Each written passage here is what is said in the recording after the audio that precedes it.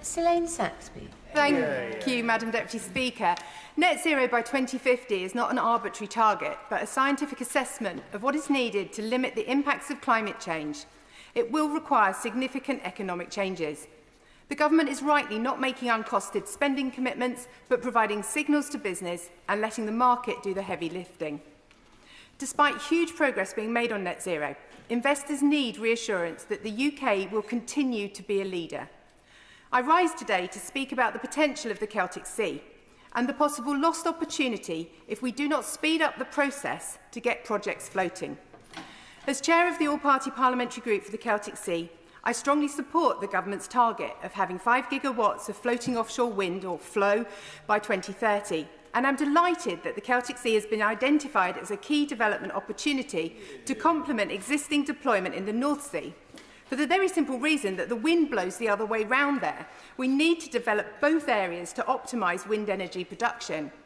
I'd like to thank my right honourable friend, the member for Presili Pembrokeshire, for securing this important debate. We worked together on this APPG, as the development of FLOW is a once-in-a-generation industrial and levelling up opportunity for communities right the way around the Celtic Sea, from his constituency along the South Wales coast over to mine in North Devon and right down through Cornwall.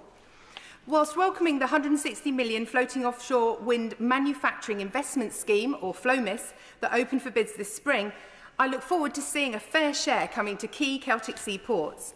Funding decisions should be made on FLOMIS as quickly as possible to allow our ports and supply chains to gear up for this huge opportunity. The sector presents enormous economic opportunities for the UK, with recent estimates suggesting the sector could add 29,000 jobs and bring 43.5 billion in gross value added to the UK by 2050, with investment particularly concentrated in the North Sea and hopefully the Celtic Sea. It is for these reasons that I am passionate about FLOW in the Celtic Sea, as it presents an opportunity to create an industrial renaissance of our ports and supply chain in South West England and Wales. Despite the success of the Twin Hub project in Cornwall in allocation round AR4, the ambition to have the Celtic Sea as a key contributor towards reaching the 5 gigawatt target for 2030 now appears to be delayed, with the announcement of the results of AR5 not coming until September. And it looks increasingly likely that AR6 will also be behind its original schedule. And it is important to note that those investing in these schemes are international companies with growing overseas opportunities available to them.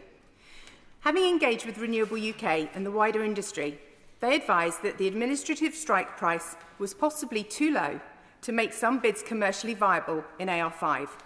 Obviously, this process is still ongoing, but I do hope that steps are being taken by the Department to ensure that the strike price in the next leasing round takes into account the rising global pressures in the last 12 months, plus the price of developing an innovative new technology in a region that has not had the opportunity to develop a supply chain yet, as this is a new industry for the Celtic Sea. And since AR4, the picture globally has changed markedly, with industries such as FLOW now facing unprecedented global economic pressures, which have led to construction costs rising by 20%. The UK is in a race against global competitors, as there is only 200 megawatts of FLOW deployed worldwide, and 40 megawatts of this can be found in the UK. If we do not act decisively, we could lose out to pressure from the US and the EU. As designed, AR5 may only secure about 30% of all the available shovel-ready projects. If projects do not begin building, then it is questionable that the supply chain and ports will have sufficient confidence in the sector to start investing. In this situation, there is a risk that while we have 2 gigawatt less floating wind by 2030 than the original target and projection, which will be detrimental to both the UK's security of supply and the cost of energy. The auction also potentially puts £20 billion of short-term investment into the UK at risk, as well as thousands of jobs, which will disadvantage us globally. If the UK is to compete globally, then strike prices must be set appropriately to kickstart this emerging industry into a sustainable source of jobs, skills development and value, not only in the Celtic Sea, but across the United Kingdom as a whole. An additional financial challenge has been the delays to the commencement of the much-anticipated Celtic Sea leasing round, which is managed by the Crown Estate. And whilst warmly welcoming yesterday's confirmation on new sites, Developers need certainty as quickly as possible to develop a full business case and make applications to future allocation rounds and auctions. At this stage of technology development, it is essential that innovation projects start their journey now if they are to succeed and help grow a flourishing UK supply chain. Initial opportunities need to be maximised to develop the capabilities to secure the economic benefits of the subsequent large-scale flow projects so that in the future we can maximise exports to the growing global market.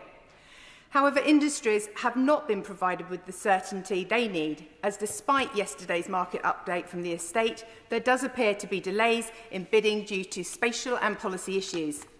And so I will once again ask the Minister for an urgent meeting with the Secretary of State to discuss the future delivery of flow in the Celtic Sea.